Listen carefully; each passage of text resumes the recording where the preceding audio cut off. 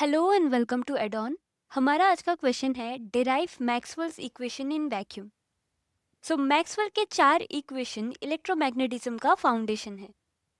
So first of all let's see what are the equations. Divergence of D equals to rho यानी charge density, and इसे हम derive करेंगे Gauss's law से। Then we have the second equation divergence of B equals to zero, and ये तब होता है जब आइसोलेटेड मैग्नेटिक फील्ड्स एब्सेंट होते हैं। Then we have the third equation curl of E equals to negative del B del T, and इसे हम derive करेंगे using Faraday's law. Then we have the fourth equation curl of H is equals to J plus del D del T, and J is the current density, and इसे हम derive करेंगे using Ampere's circuital law.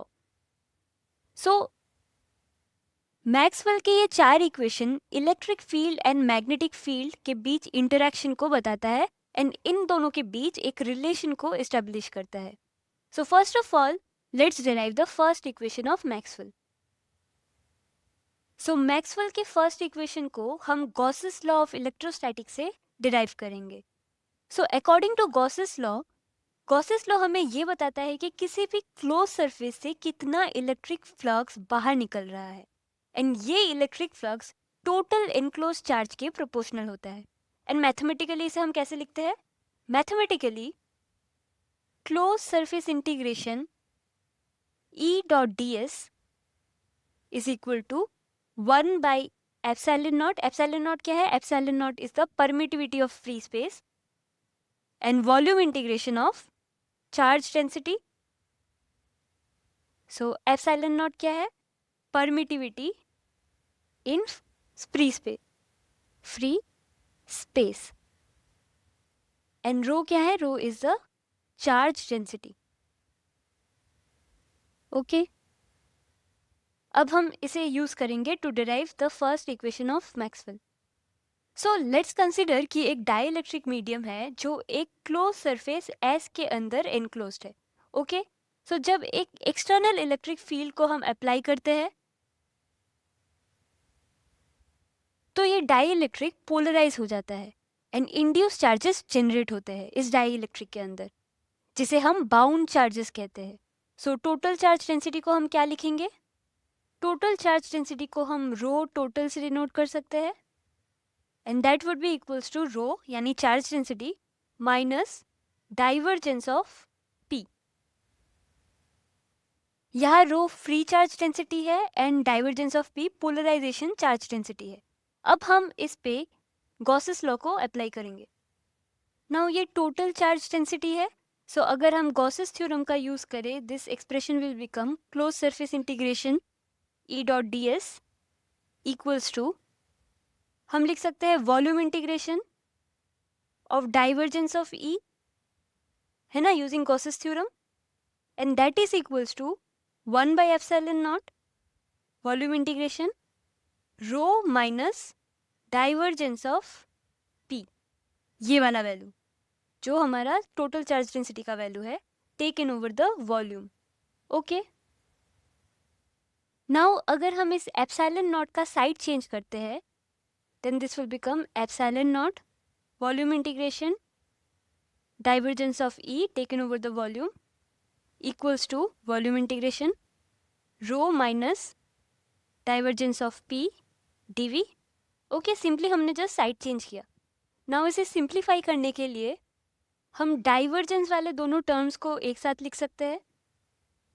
Then we can write it as volume integration divergence को common लेके epsilon naught E plus P, this is also a vector, so हम vector symbol को रखेंगे, integration taken over the volume equals to volume integration of rho D V. Okay, now epsilon naught E plus P, ये term क्या होता है? This term is equals to capital D, and capital D क्या है? Capital D is the electric displacement, and capital D is equals to epsilon naught E plus P. So हम simply इस value के जगह substitute करके capital D लिख सकते हैं। So let's do that. So divergence of the electric displacement vector taken over the volume is equals to the volume integration of charge density, है ना? So इस equation से हम देख सकते हैं that the integrants in the equation have to be identical because it holds true for all arbitrary volumes. यानी क्योंकि ये दोनों volume integrations है, then हम ये लिख सकते हैं कि divergence of the electric displacement vector, that is D, is equals to rho. Simply हम इसे ये लिख सकते हैं. एंड यही है मैक्सवेल का first equation. This is Maxwell's first equation. And यहाँ से हम देख सकते हैं जो वेक्टर्स है, electric displacement vector, electric field vector and polarisation vector, ये तीनों सेम डायरेक्शन में पॉइंट करते हैं जब मीडियम आइसोट्रोपिक हो. ओके, आइसोट्रोपिक मतलब क्या? आइसोट्रोपिक मीडियम एक ऐसा मीडियम होता है जिसमें मटेरियल्स के जो प्रॉपर्टीज होते हैं वो हर डायरेक्शन में सेम होते हैं. मतलब अगर आप किसी भी डायरेक्शन में वेव को प्रोपगेट करवाते हैं तो उसका स्पीड एंड बिहेवियर सेम ही रहेगा. Now let's move on to the second equation of Maxwell. And second equation of Maxwell को हम डिराइव करेंगे using Gauss's law of magnetism. Okay, इसका मेन पॉइंट ये है कि नेचर में आइसोलेटेड मैग्नेटिक मोनोपोल्स एग्जिस्ट नहीं करते, यानी हर मैग्नेटिक फील्ड का एक क्लोज्ड लूप होता है. एंड इसे हम मैथमेटिकली लिखते हैं close surface integration of B dot D S is equals to 0.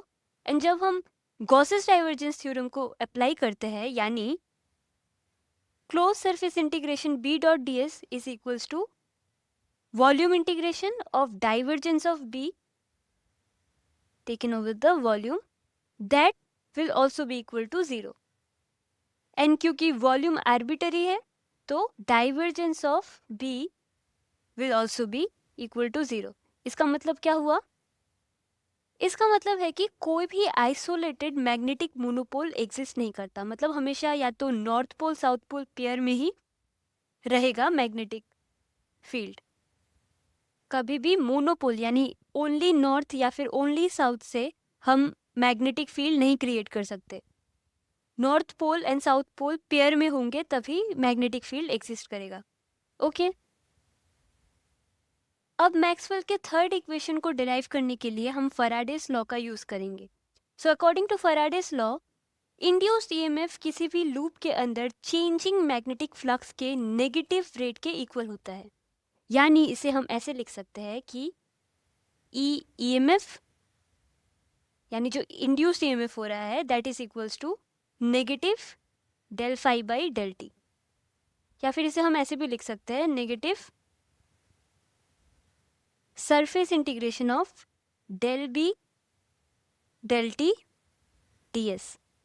ऐसा कैसे हुआ? क्योंकि phi is equals to B dot D S, ये हम जानते हैं.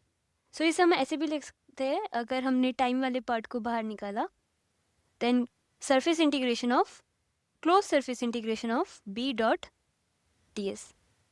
ओके, क्योंकि हम जानते हैं कि फ्लक्स लिंकेज का इक्वेशन होता है phi equals to close surface integration of B dot D S. इसका यूज करके हमने ये एक्सप्रेशन लिखा. Now, the amount of work required for transferring a unit charge all the way around the loop, यानी पूरे loop में कितना amount of work हुआ है यूनिट चार्ज ट्रांसफर के लिए, इसे भी हम ईएमएफ से कैलकुलेट कर सकते हैं. Therefore, we can write EEMF is equals to closed line integration of E dot dl. Okay. Where E represents the intensity of the field connected to the induced EMF. यानी E intensity of the field represent कर रहा है. अब हमारे पास EEMF के दो equations है.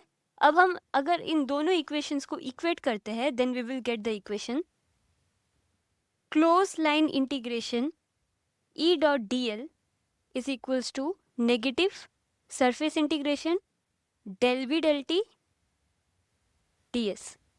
Okay, अब LHS वाला पार्ट लाइन इंटीग्रेशन में है एंड RHS वाला पार्ट सरफेस इंटीग्रेशन में है.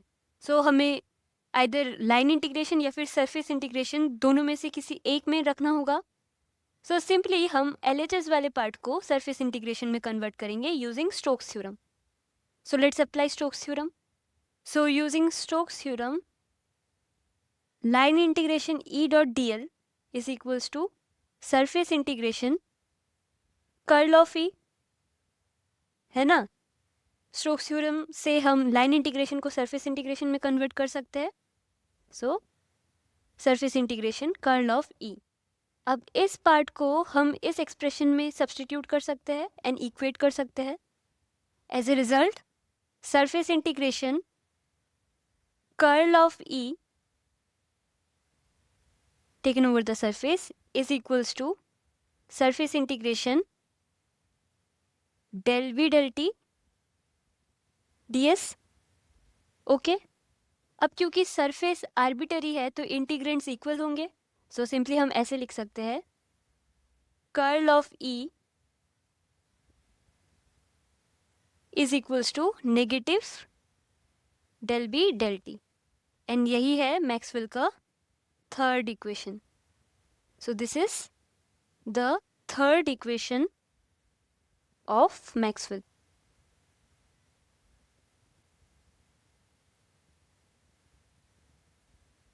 ओके. सो इस इक्वेशन से हमें ये समझ में आता है कि मैग्नेटिक फील्ड टाइम के साथ चेंज होता है तो इलेक्ट्रिक फील्ड जनरेट होता है, यानी EMF जनरेट होता है. एंड यही इलेक्ट्रोमैग्नेटिक इंडक्शन का प्रिंसिपल है. Now let's derive the fourth equation of Maxwell. So Maxwell के फोर्थ इक्वेशन को हम एम्पियर सर्किटल लॉ से डिराइव करेंगे. So according two ampere circuital law हम क्या जानते हैं?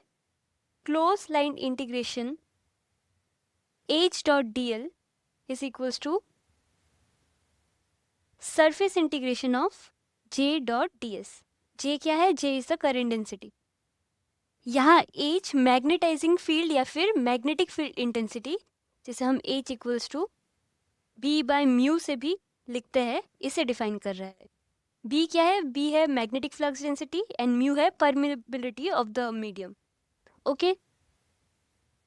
Now for time varying fields Maxwell ने डिस्प्लेसमेंट करंट टर्म को इंट्रोड्यूस किया, जिसे हम JD यानी displacement current density equals to del t by del t से रिप्रेजेंट करते हैं. So first of all Ampere circuital law क्या बोलता है? Close line integration B dot dl is equals to mu I या फिर म्यू 0 आई, है ना. I is the current enclosed. So अगर हम इस एम्पियर सर्किटल लॉ वाले पार्ट में LHS में स्टोक्स थ्योरम का अप्लाई करते हैं, देन हम इसे सरफेस इंटीग्रेशन में कन्वर्ट कर सकते हैं. Then this line integration B dot dl will become surface integration curl of B taken over the surface, है ना. And this will be equals to mu 0 I. I क्या है? I is current enclosed. अब इस enclosed current वाले part को भी हम सरफेस इंटीग्रेशन में अगर लिखे, then this will become current density into ds. So अगर हम करंट के इस वैल्यू को इस इक्वेशन में सब्स्टिट्यूट करें, then this equation will become surface integration curl of B taken over the surface ds equals to mu 0 J dot ds. Okay. अब दोनों सरफेस इंटीग्रेशन में है, यानी इंटीग्रेंट्स इक्वल है. सो सिंपली हम लिख सकते हैं curl of B equals to mu 0 J, है ना. एंड जैसा कि हमने डिस्कस किया, H क्या होता है? H होता है B बाय म्यू 0. सो अगर सिंपली हम साइड चेंज करते हैं, then we can write it as curl of H equals to J. And Maxwell ने क्या ऑब्जर्व किया कि चेंजिंग इलेक्ट्रिक फील्ड्स भी मैग्नेटिक फील्ड्स को इन्फ्लुएंस कर रहे हैं. तो उन्होंने एक डिस्प्लेसमेंट करंट टर्म को इंट्रोड्यूस किया, जो भी हमने डिस्कस किया, that JD displacement current term del D del T was introduced. So simply हम J के साथ JD को ऐड करेंगे. So we can write this as curl of H equals to J, which is current density, plus the displacement current, that is equals to del D del T. Okay. And ये जो last part है equation का del D by del T, ये add किया है Maxwell ने correct करके, इसीलिए इस पार्ट को हम बोलते हैं Maxwell's correction. Okay, Maxwell's correction. And this is the equation for modified Ampere's law for fluctuating or unsteady current which causes the electromagnetic fields.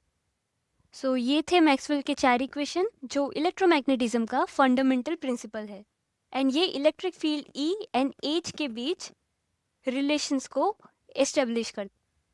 So that's all for today. Thank you for watching.